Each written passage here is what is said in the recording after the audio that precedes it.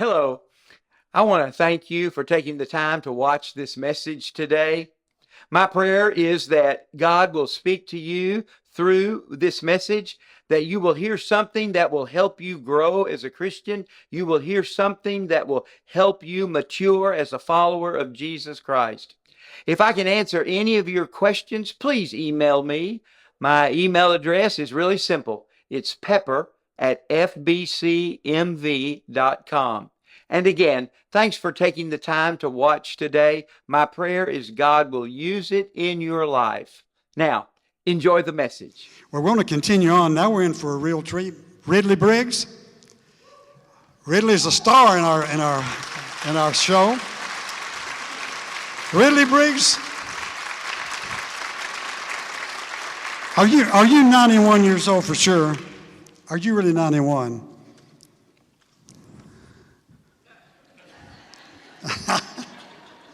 No, sir. I am going on 92. Oh. Now, he's become a star. He's become a star. He was in Nashville just a few weeks ago. And who had you in Nashville, Ridley? Who was that man you had over there? Some star. What was that guy's name? Vince somebody. Vince Gill. Vince Gill. I told you the man's a star. Now, he does this, and we play and we laugh at it, but this is really serious, and you've done a magnificent job of putting this together. We've heard you do it a few times, but it always, Ridley, touches our heart, and we're thankful for you. God bless you now as you present this. God bless you.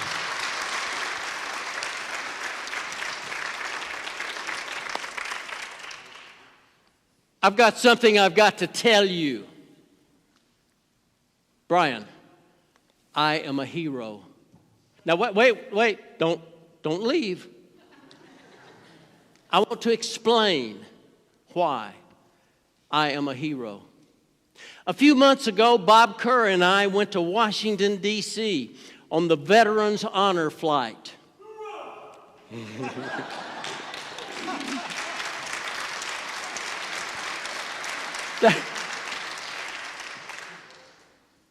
There were 46 veterans on that flight, and every veteran had to have a caregiver. Mine's sitting right there. The caregiver was to make sure that the veteran never had to do anything for himself. But all the way to Washington, the hosts and the hostesses on that flight kept referring to the veterans as heroes. I was uneasy with that. Even though I flew Air Force fighter jets for a few years, it never occurred to me that I might be a hero. I never shot at anybody. Nobody ever shot at me. How could I be a hero?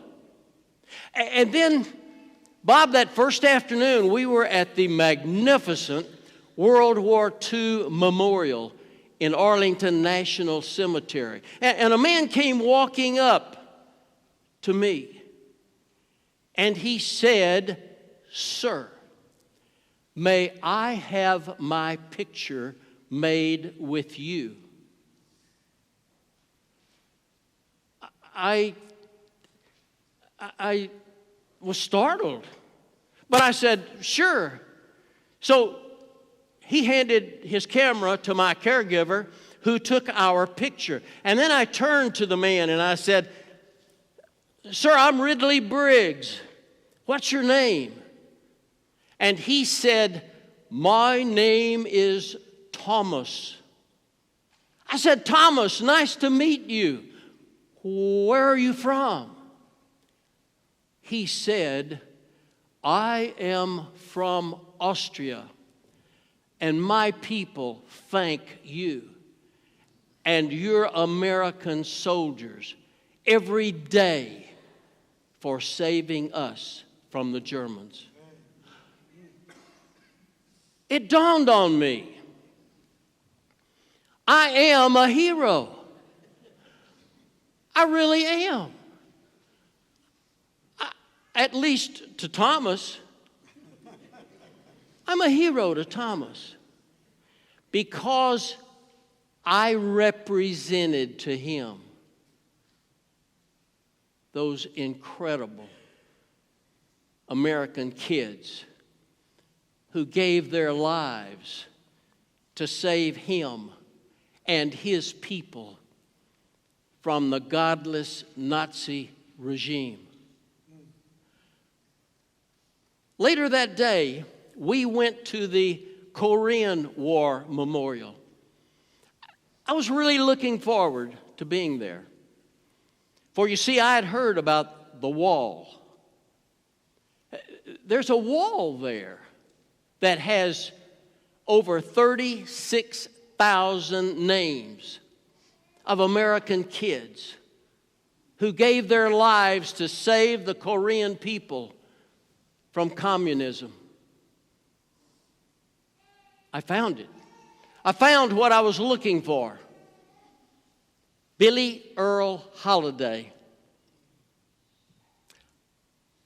I wish you could have known Billy Earl.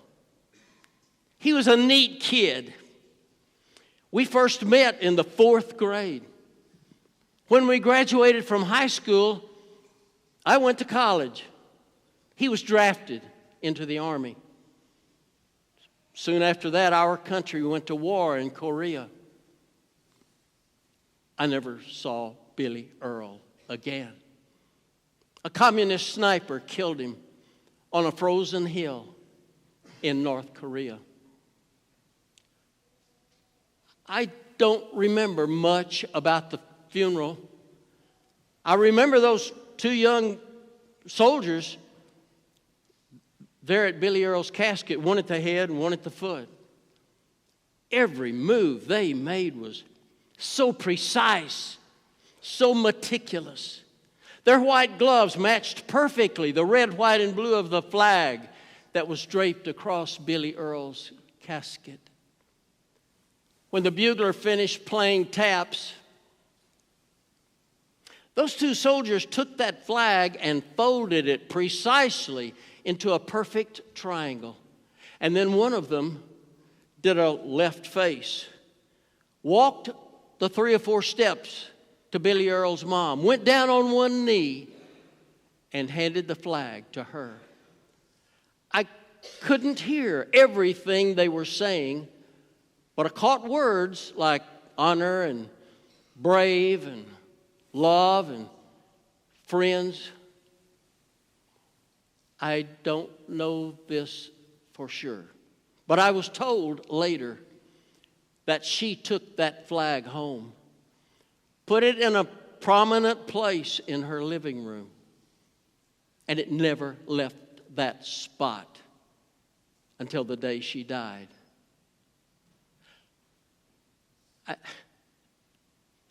I wish Billy Earl could be here to tell you what he thinks of this flag. But since he can't, I'd like to tell you what I believe is the meaning of our Pledge of Allegiance to our flag. I pledge allegiance to the flag. I. That would be just me, a committee of one. Pledge. I think that means this is a vow I am taking, a sacred promise I am making. Allegiance. That means I am promising my love, my devotion, my loyalty to the flag. The flag. Some people hate this flag and all she stands for. They spit on her. They stomp on her. They burn her and shout death to America.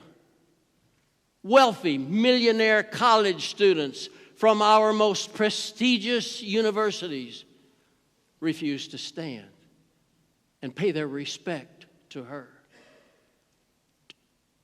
Do they not know? Has no one ever told them the history of this incredible flag? I love this flag. I call her Old Glory. She represents freedom to people all around the world. She represents the love and appreciation that I have to those great patriots who gave their lives to keep her flying. She is not a flag.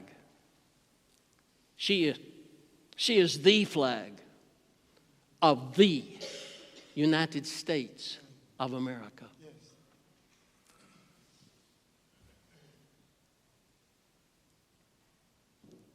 United. That means that together, as one people, we are unconquerable. Patrick Henry said, united we will stand. Divided we shall surely fall.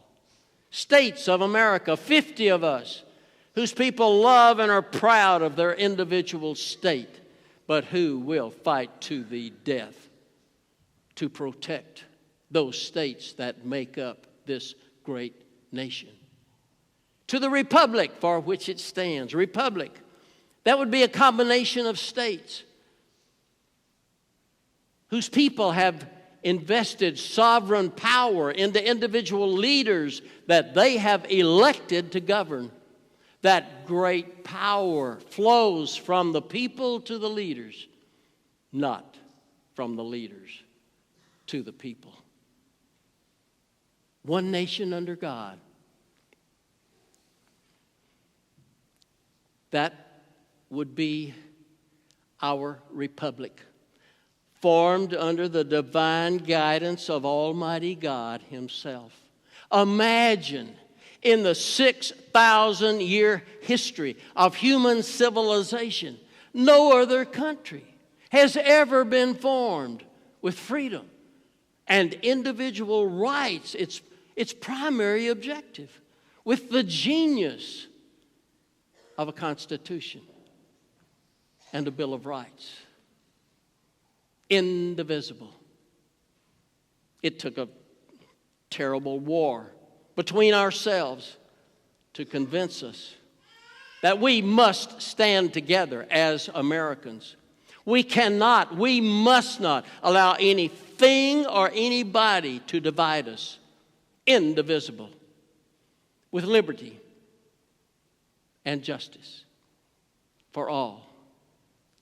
Our Declaration of Independence tells us we hold these truths to be self-evident, that all men are created equal, endowed by our Creator with certain unalienable rights. The word unalienable means these rights are in concrete. You can't take these rights away from me. These rights are life, liberty, and the pursuit of happiness. Justice. We believe that all people should be treated fairly, and all of our laws have been created for all of our people. For all. In 1940, a country song was written. It had these words in it. This land is your land. This land is my land. This land was made for you and me. And this is our flag. Will you stand with me for just a moment, please?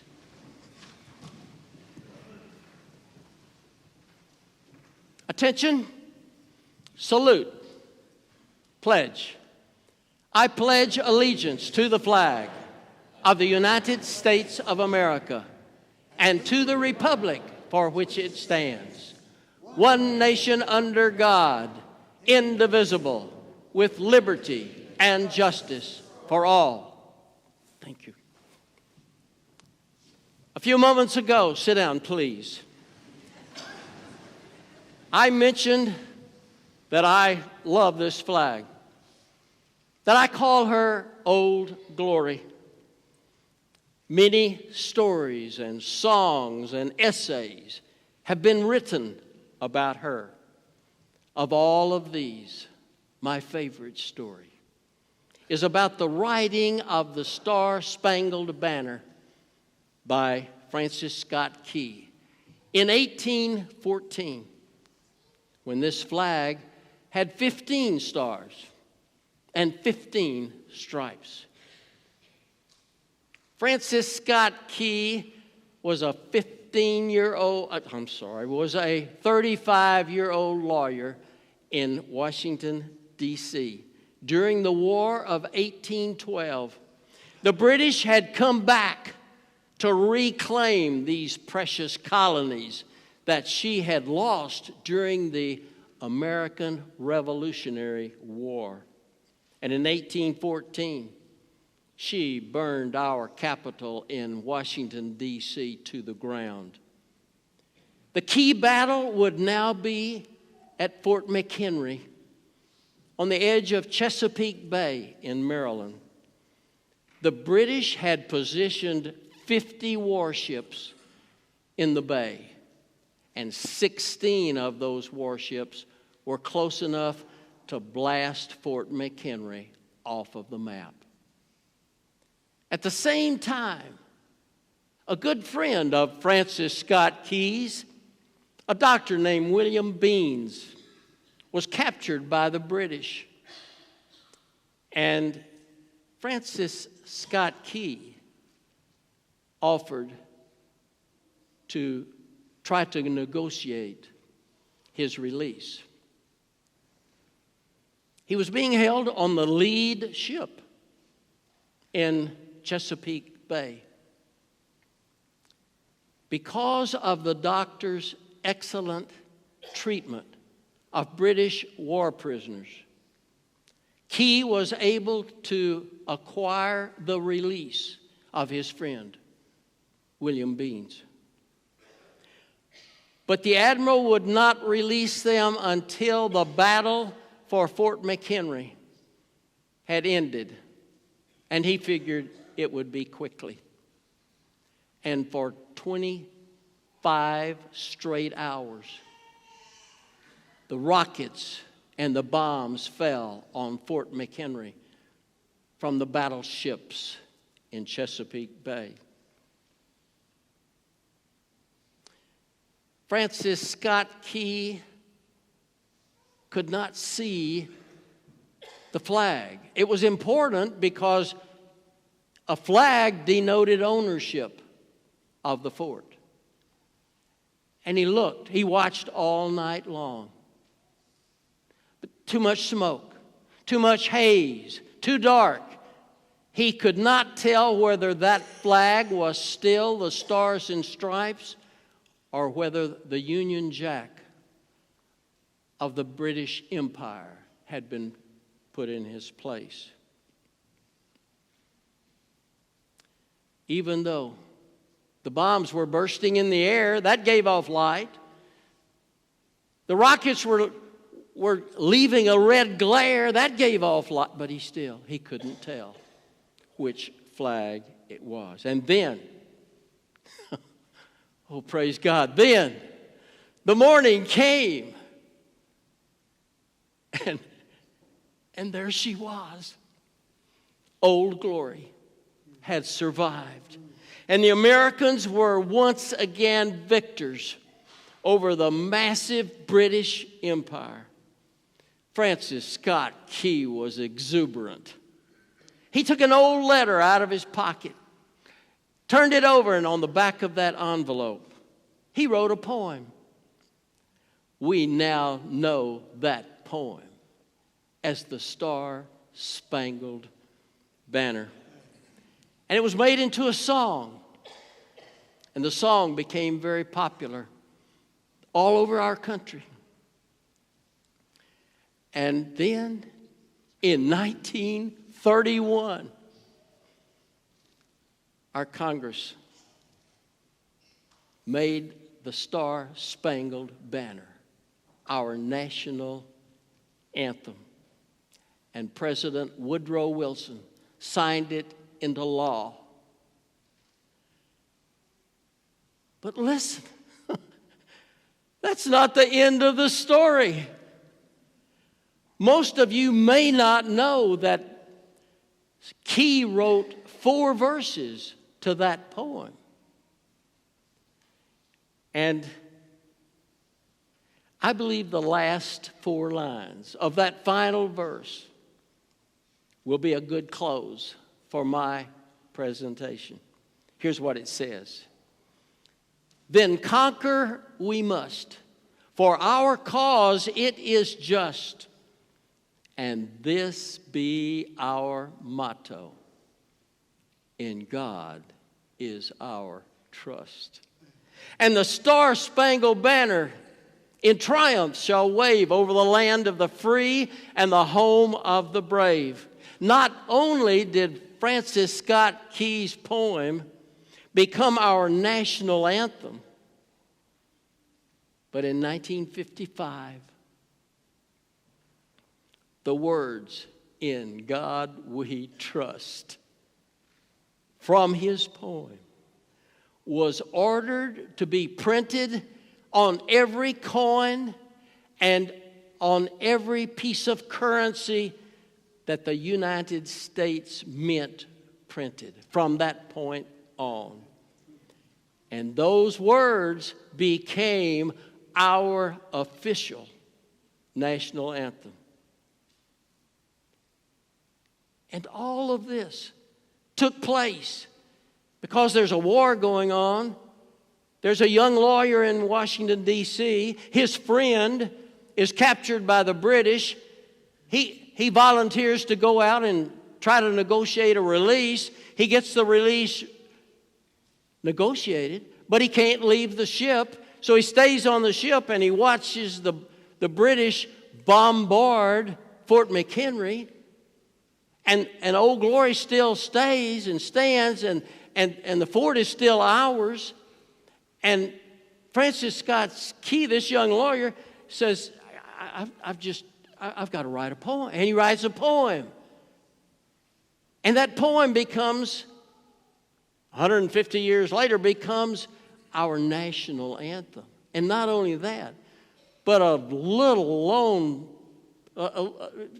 practically never seen piece of his poem becomes our national motto. What a coincidence, Lanny. No. I call that a God wink.